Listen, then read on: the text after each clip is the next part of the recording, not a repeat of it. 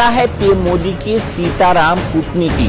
क्यों कर्नाटक में चुनाव से कुछ घंटे पहले एक सीट पर मतदान टल गया? मायावती को पीएम बनाने के लिए क्या है अखिलेश यादव का फॉर्मूला? इन सभी खबरों की हम चर्चा करेंगे, लेकिन सबसे पहले बात कश्मीर में ऑपरेशन ऑल आउट पार्ट 3 की। सुरक्षा बलों के ऑपरेशन ऑल आउट से आतंकियों में खलबली मची हुई है। बुरहान वानी ब्रिगेड पूरी तरह से खत्म हो चुका है। 1 महीने के अंदर 40 आतंकी मारे जा चुके हैं, लेकिन कुछ ऐसे भी आतंकी हैं जो छिप गए हैं, जिनके खिलाफ अब ऑपरेशन ऑल आउट पार्ट 3 की तैयारी है। सूत्रों के मुताबिक सुरक्षा बलों की हिट लिस्ट में सबसे ऊपर रियाज नाकू और जीनतुल इस्लाम नाम के आतंकी हैं।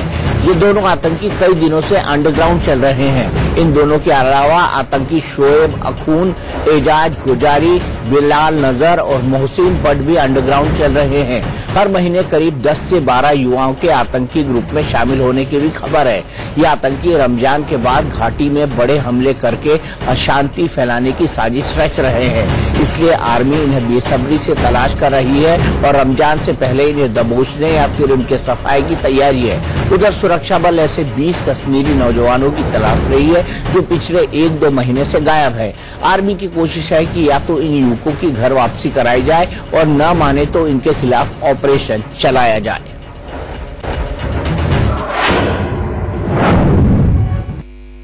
आर्मी के ऑपरेशन ऑल आउट से आतंकी घबरा गए हैं और अब छिपे छिपे फिर रहे हैं, लेकिन आर्मी ने यह तय किया है कि जब तक घाटी से आतंकवाद का सफाया या फिर इन आतंकियों का सफाया पूरी तरीके से नहीं कर लिया जाता, तब तक वो सांस नहीं लेगी। यही वजह है कि इंडियन आर्मी ने अपना operation all out part 3 launch कर दिया है। कैमरा पर्सन राज के साथ सुमित चौधरी, इंडिया न्यूज, दिल्ली।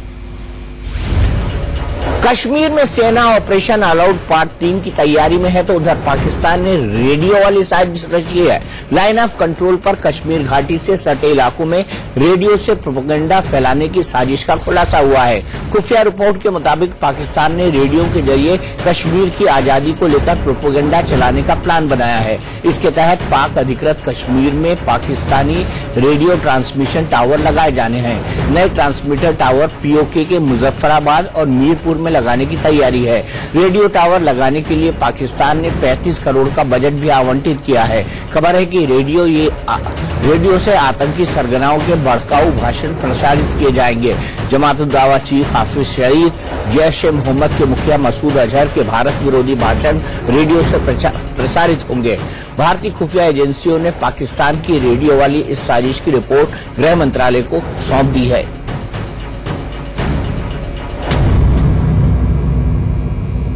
खुफिया रिपोर्ट से खुलासा हुआ है कि पीओके में एलओसी से सटे इलाकों में पाकिस्तान रेडियो ट्रांसमिशन टावर लगाने में जुटा हुआ है।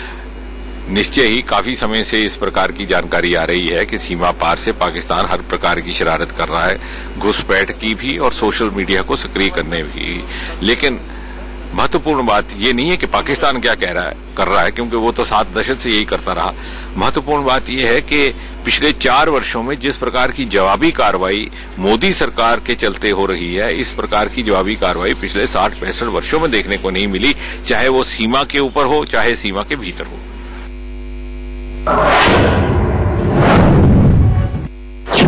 ऑपरेशन ऑल आउट के तहत जिस तरह से कश्मीर में आतंकियों का सफाया किया जा रहा है, उससे पाकिस्तानी खुफिया एजेंसी आईएसआई बौखलाई हुई है और उसने अब पाकिस्तान सरकार से मिलकर रेडियो वाली नई साजिश रची है।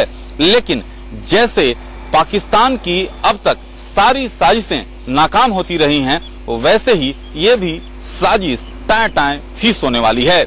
कैमरामैन गंगा के साथ राकेश कुमार सिंह, इंडिया न्यूज, दिल्ली। और अब बात एक सुपर कॉप के सुसाइड की, जिससे देश में सनसनी मच गई है। सीनियर आईपीएस हिमांशु रॉय ने मुंबई में अपने सरकारी निवास पर खुदकुशी कर ली है। हिमांशु रॉय ने अपनी सर्विस रिवॉल्वर मुंह में डालकर गोली मार ली।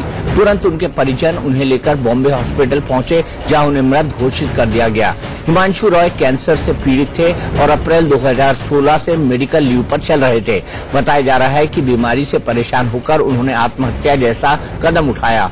मौके से सुसाइड नोट भी मिला है, जिसमें हिमांशु रॉय ने अपनी मौत के लिए किसी को जिम्मेदार नहीं बताया है। उधर मुंबई पुलिस ने बयान जारी कर कहा कि हिमांशु रॉय ने सुसाइड नोट में मौत की वजह कैंसर को बताया है। वो इस बीमारी से बेहद परेशान थे। वरिष्ठ आईपीएस अधिकारी हिमांशु राय ने खुद को गोली मारकर आत्महत्या कर ली। यह वही जगह है जहां पर हिमांशु राय कई सालों से रहा करते थे। सुनीति बिल्डिंग है, जिस सुनीति बिल्डिंग में मंत्रालय के ठीक सामने यह वो जगह है जहां पर वीवीआईपी इलाके में खुद हिमांशु राय अपने परिवार के साथ रहा करते थे। जो देख रहे हैं बिल्डिंग ठीक पीछे, ये इसी बिल्डिंग में चौथे मले पर हिमांशु राय रहा करते थे और पिछले 2 साल से वो काफी बीमार चल रहे थे और उस बीमारी से इतने वो तंग आ चुके थे, इतने वो परेशान हो चुके थे, इतने डिप्रेशन में आ चुके थे कि आखिरकार उसने अपनी जीवन लीला समाप्त करने की ठान ली और आज उन्होंने अपने ही सर्विस रिवॉल्वर से गोली मारकर आत्महत्या कर ली।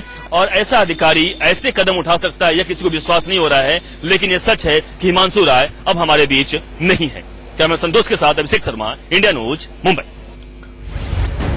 महाराष्ट्र के एटीएस चीफ रहे हिमांशु रॉय से अंडरवर्ल्ड घबराता था।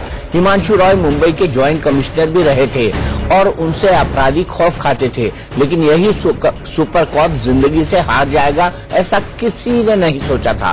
क्या सिर्फ बीमारी की वजह से हिमांशु रॉय ने खुदकुशी की? ये सवाल हर किसी के मन में उठ रहा है। इसलिए इस हाई प्रोफाइल सुसाइड केस की जांच क्राइम ब्रांच करेगी। जिस घर से हिमांशु रॉय ने खुदकुशी की, वहां फोरेंसिक विभाग ने भी जांच पड़ताल की है। बॉम्बे हॉस्पिटल जहां इस वक्त, जिसके बाहर इस वक्त मैं खड़ा हूं, यहां से जो खबर आ रही है वो बड़ी परेशान करने वाली है। बताया जा रहा है कि हिमांशु रॉय जो है वो उन्होंने खुद को गोली मार ली और यहां पर उनका शव जो है वो लाया गया है। यहां जैसे ही उनको लाया गया, मृत घोषित कर दिया गया। बताया जा रहा है कि एक गोली जो है उन्होंने खुद को मारी है, जहां पे जिस रेसिडेंस में वो रहते थे, जहां उनका निवास स्थान था, वहीं पर उन्होंने खुद को गोली मारकर आत्महत्या कर ली, अपनी जीवन लीला जो है वो खत्म कर ली। हिमांशु रॉय जो इनको एक तरीके से मुंबई पुलिस में काफी उनका मान सम्मान था, अपराधियों में बड़ा खौफ था उनका। आईपीएल स्पॉट फिक्सिंग जैसा बड़े वारदात जो है, बड़ा केस जो है उन्होंने सॉल्व किया था। कई बड़े गैंगस्टर्स को वो विदेश से देश में लाने में सफल रहे थे। ऐसे ऑफिसर का इस तरीके से सुसाइड करना बड़े सवाल खड़ा करता है कि आखिर वजह क्या थी इसके पीछे। फिलहाल जो शुरुआती तफ्तीश में बताया जा रहा है कि कैंसर से पीड़ित थे, हो सकता है डिप्रेशन में उन्होंने आत्महत्या की हो, लेकिन यह जांच का विषय है कि इतना सेलिब्रेटेड ऑफिसर, इतना बड़ा ऑफिसर आखिर आत्महत्या करने को क्यों मजबूर हुआ। कैमरामैन रमेश महिदा के साथ राजेश कुमार, इंडिया न्यूज, मुंबई।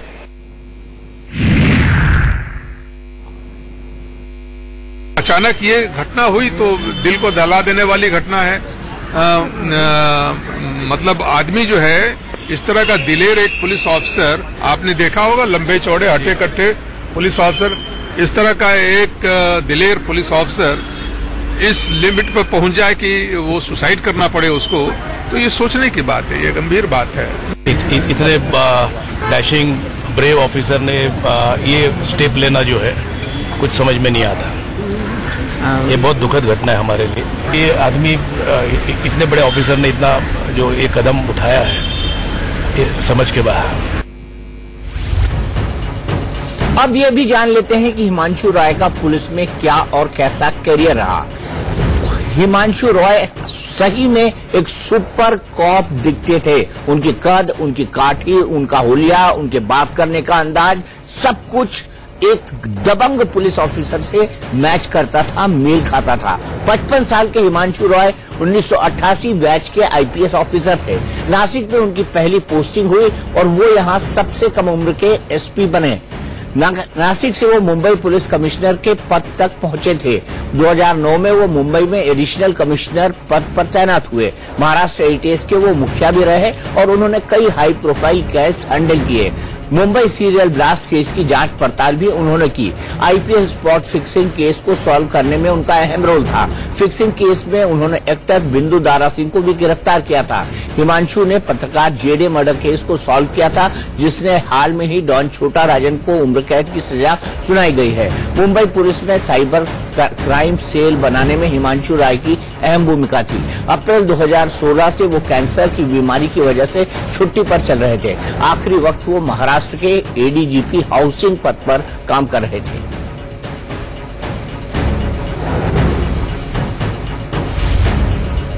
और अब बात करते हैं पीएम नरेंद्र मोदी की सियाराम की कूटनीति की। मोदी ने 2 दिन की यात्रा पर आज नेपाल पहुंच गए हैं। नेपाल दौरे की शुरुआत मोदी ने काठमांडू की बजाय जनकपुर से की। जनकपुर सीता मैया की जन्मस्थली है, इसलिए पीएम मोदी आज सबसे पहले जानकी मंदिर पहुंचे। जानकी मंदिर में मोदी ने विधि विधान के साथ पूजा अर्चना की। पीएम मोदी जब मंदिर में पहुंचे तो वहां सीताराम का जाप चल रहा था। मोदी भी उसमें शामिल हो गए और मंदिर के एक पुजारी के हाथ से मजीरा लेकर बजाया भी।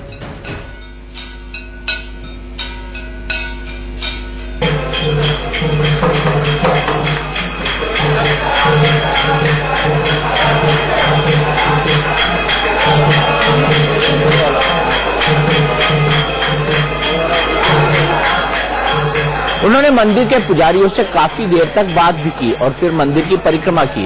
इस दौरान वहां मौजूद लोगों ने पीएम का अभिवादन किया। मंदिर परिसर में भी मोदी मोदी के नारे लगे।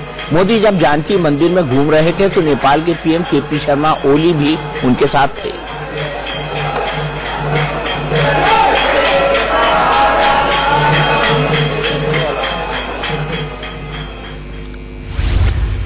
बतौर प्रधानमंत्री नरेंद्र मोदी का यह तीसरा नेपाल दौरा है।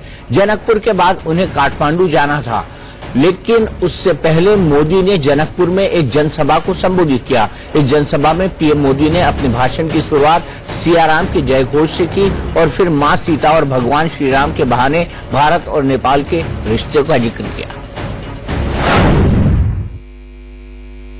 भारत और नेपाल 2 देश, लेकिन हमारी मित्रता आज की नहीं, त्रेता युग की है। राजा जनक और राजा दशरथ ने सिर्फ जनकपुर और अयोध्या को ही नहीं, भारत और नेपाल को भी मित्रता और साझेदारी के बंधन में बांध दिया था। ये मां जानकी का धाम है और जिसके बिना अयोध्या अधूरी है। नेपाल के बिना भारत की आस्था भी अधूरी है। नेपाल के बिना भारत का विश्वास अधूरा है, इतिहास अधूरा है। नेपाल के बिना हमारे धाम अधूरे, नेपाल के बिना हमारे राम भी अधूरे। पीएम मोदी के नेपाल दौरे को इंडिया न्यूज लगातार कवर कर रहा है। जानकी मंदिर में पीएम मोदी का कैसे स्वागत हुआ और मोदी ने वहां कौन सी विशेष पूजा की, ये जानने की कोशिश की India news reporter Shivpujan Jha ने। जनकपुर धाम में प्रधानमंत्री नरेंद्र मोदी का भव्य स्वागत, पूरे मंदिर के प्रांगण को पूरी तरह से जो है सजाया गया था प्रधानमंत्री के लिए और स्वस्ति वाचन से उनका स्वागत किया। थोड़ा सुनाएंगे हमारे दर्शकों को कैसे स्वागत किया आप लोगों ने। हरि ओम स्वस्ति न इंद्रो वृद्धश्रवाः स्वस्ति न पूषा विश्ववेदाः स्वस्ति नस्तार्क्ष्यो अरिष्टनेमिः स्वस्ति नो बृहस्पतिर्दधातु। हम ये जानना चाहते हैं, मोदी जी आए किस तरह से पूजा अर्चना की, सुना कि उन्होंने कुछ वाद्य यंत्र भी बजाया है और राम सीता का भी काफी वो मंत्रोच्चारण करते रहे। वो घोड़सोपचार पूजा से पूजा किए हैं। बहुत प्रसन्न मुद्रा में वो किशोरी जी और श्री राम जी का पूजा किए हुए हैं। यहाँ के पुजारी लोग, हम लोग वाद्य यंत्र भी बजाया उन्होंने, काफी प्रसन्न बजाए हैं, मजीरा भी बजाए हैं। कीर्तन में जाकर के बहुत प्रसन्न मुद्रा में खूब मजीरा बजाए हैं और खुशी हुए हैं, काफी खुश हैं। आप बताइए किस तरीके से देख रही हैं प्रधानमंत्री के इस विजिट को? हमारे इंडियन प्राइम मिनिस्टर ना बहुत अच्छे हैं, वो बहुत पोलाइट लैंग्वेज यूज करते हैं, एकदम नेचुरल भाषा बोलते हैं। प्रधानमंत्री ने इस कीर्तन का भी मजा लिया। प्रधानमंत्री आए थे यहाँ सीताराम जो सीट आए थे, और ये झाल भी बजाया उन्होंने, हमारे हाथ से लेके बजाए हैं। आपके हाथ से ये झाल लेकर के उन्होंने बजाया। कब से ये कीर्तन चल रहा है? ये चल रहा है 18 साल से चल रहा है, 2018 साल से नेपाली, और 1961 साल इंडिया। 1961 से लगातार ये कीर्तन चल रहा है। बाबा क्या ये 24 घंटा कीर्तन चलता है? 24 घंटा चलता है सरकार, रात दिन सभी चलता है। पीएम मोदी ने आज नेपाल के जनकपुर में भारत और नेपाल के बीच नई दोस्ती की इबारत लिखी। दोनों देशों के बीच आज एक बस सेवा की शुरुआत हुई जो नेपाल के जनकपुर से अयोध्या के बीच चलेगी। पीएम मोदी और नेपाल के पीएम केपी शर्मा ओली ने जनकपुर अयोध्या बस सेवा को हरी झंडी दिखाई। मोदी ने इस दौरान दोनों देशों के रिश्ते और मजबूत करने के लिए कई बड़े ऐलान किए। मोदी ने कहा कि भारत सरकार नेपाल में विकास कार्यों के लिए वहां की सरकार को 100 करोड़ रुपए की मदद देगी। ये सब कुछ जनकपुर और आसपास के इलाके में सुविधाएं बढ़ाने के लिए किया जाएगा ताकि जनकपुर आने जाने वाले श्रद्धालुओं को किसी भी तरह की परेशानी का सामना न करना पड़े। मोदी ने कहा कि दोनों देश रामायण सर्किट के जरिए जुड़ेंगे, इससे भारत और नेपाल के पर्यटन को भी बढ़ावा मिलेगा। मोदी ने 5T फॉर्मूले का जिक्र किया और कहा कि इसके जरिए भारत सरकार नेपाल की मदद करेगी। इस 5T का मतलब है ट्रेडिशन, ट्रेड, टूरिज्म, टेक्नोलॉजी और ट्रांसपोर्ट। भारत और नेपाल के विकास के लिए 5T, 5T के रास्ते पर हम चल रहे हैं। पहला T है ट्रेडिशन, दूसरा T है ट्रेड, तीसरा T है टूरिज्म, चौथा T है टेक्नोलॉजी और पांचवा T है ट्रांसपोर्ट। यानी परंपरा, व्यापार, पर्यटन, प्रौद्योगिकी और परिवहन से हम नेपाल और भारत को विकास के रास्ते पर आगे ले जाना चाहते हैं। रामायण सर्किट में हम उन सभी स्थानों को जोड़ रहे हैं जहां जहां भगवान राम और माता जानकी के पग पड़े हैं। अब इस कड़ी में नेपाल को भी जोड़ने की दिशा में हम आगे बढ़ रहे हैं। श्रद्धालुओं को कोई दिक्कत न हो, इसलिए मुझे ये घोषणा करते हुए खुशी है कि जनकपुर और पास के क्षेत्रों के विकास की नेपाल सरकार की योजना में हम सहयोग देंगे। भारत की ओर से इस काम के लिए 100 करोड़ रुपयों की सहायता दी जाएगी।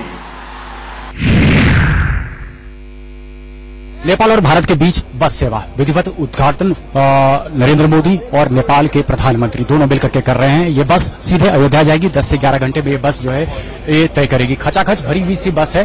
पहली यात्रा इस बस की है और दोनों देश के प्रधानमंत्री ने कहा कि अब इन सेवाओं में इजाफा किया जाएगा ताकि रामायण सर्किट को सही तरीके से विकसित किया जा सके। हाथ हिला करके अभिवादन कर रहे हैं। ये पहले बस में यात्रा करने वाले पहले ये कह सकते हैं पैसेंजर्स हैं। कुछ लोगों से बात करने की कोशिश करते हैं। ये कैसा महसूस कर रहे हैं?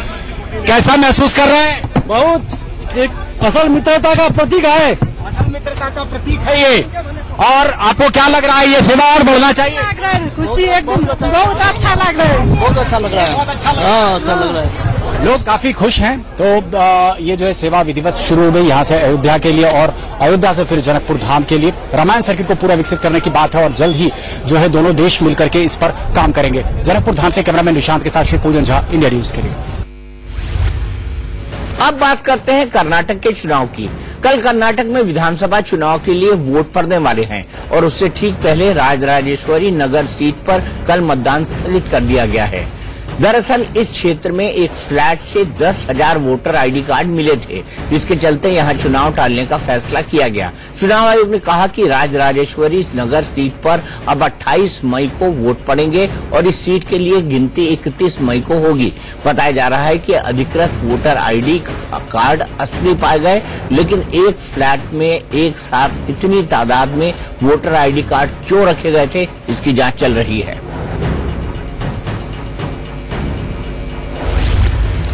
उधर कर्नाटक में मतदान से पहले एक स्टिंग वीडियो पर सियासी घमासान भी मच गया है।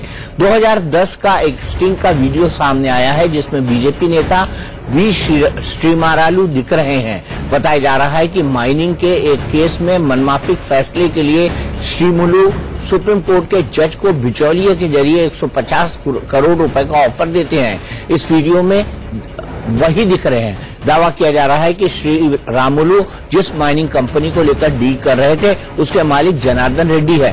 हालांकि कर्नाटक राज्य चुनाव आयोग ने इस स्टिंग का वीडियो प्रसारण करने पर रोक लगा दी है। उधर स्टिंग वीडियो को लेकर कांग्रेस का एक बड़ा शिष्टमंडल देश में चुनाव आयोग से मिला और श्रीमारुलू पर एफआईआर दर्ज कराने की मांग की। साथ में जिस सीट से वो चुनाव लड़ रहे हैं वहां मतदान नहीं कराए जाने की मांग की। हालांकि बीजेपी ने स्टिंग वीडियो को फर्जी बताया है।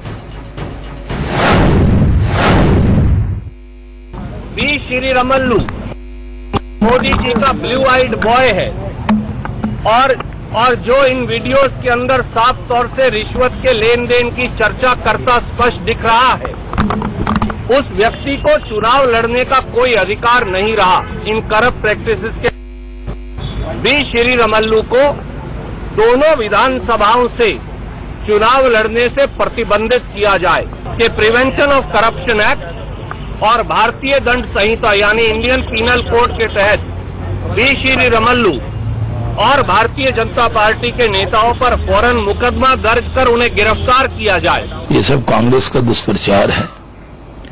वो चुनाव हारी हुई कांग्रेस टोटके अपना रही है, फेक वीडियोस बना रही है, दुष्प्रचार कर रही है।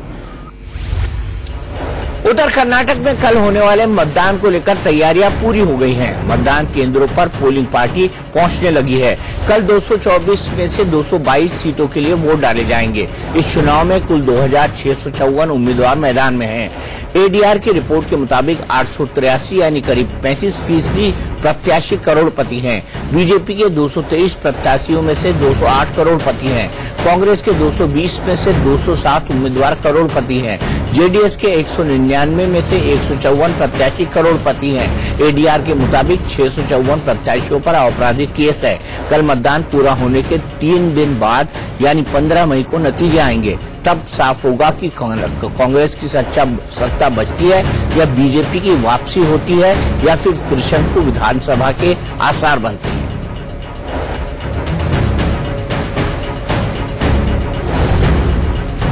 और अब बात 2019 के लिए यूपी में बनने वाले विपक्ष के महागठबंधन की। अगले साल होने वाले लोकसभा चुनाव से पहले इस गठबंधन को अंतिम रूप देने की तैयारी चल रही है। ऐसी खबरें हैं कि बीएसपी सुप्रीमो मायावती और समाजवादी पार्टी के अध्यक्ष अखिलेश यादव की बैठक होगी। इस बैठक के दिल्ली में होने की संभावना है, जिसमें 2019 के चुनाव को लेकर मंथन होगा। मायावती और अखिलेश गठबंधन में कांग्रेस, आरएलडी और अन्य दलों को जोड़ने पर विचार करेंगे। गोरखपुर और फूलपुर उपचुनाव में बीएसपी के समर्थन से समाजवादी पार्टी की जीत और बीजेपी की हार से मायावती और अखिलेश उत्साहित हैं। जीत के इस फॉर्मूले को 2019 के चुनाव में भी दोनों आजमाना चाहते हैं। मायावती ने उपचुनाव में नतीजे के बाद कहा था कि गठबंधन 2019 चुनाव में भी रहेगा। 2014 में यूपी में बीजेपी ने 80 में से 71 सीटें जीती थी, लेकिन समाजवादी पार्टी और बीएसपी ने एकजुट होकर चुनाव लड़ा, तो बीजेपी के लिए 2014 वाला नतीजा दोहराना मुमकिन नहीं होगा। उधर 2019 को लेकर समाजवादी पार्टी और बीएसपी के गठबंधन का एक अहम फॉर्मूला भी सामने आया है। सूत्रों से खबर है कि इस फॉर्मूले के तहत अखिलेश यादव यूपी की राजनीति में रहेंगे और मायावती को पीएम पद का उम्मीदवार बनाया जाएगा।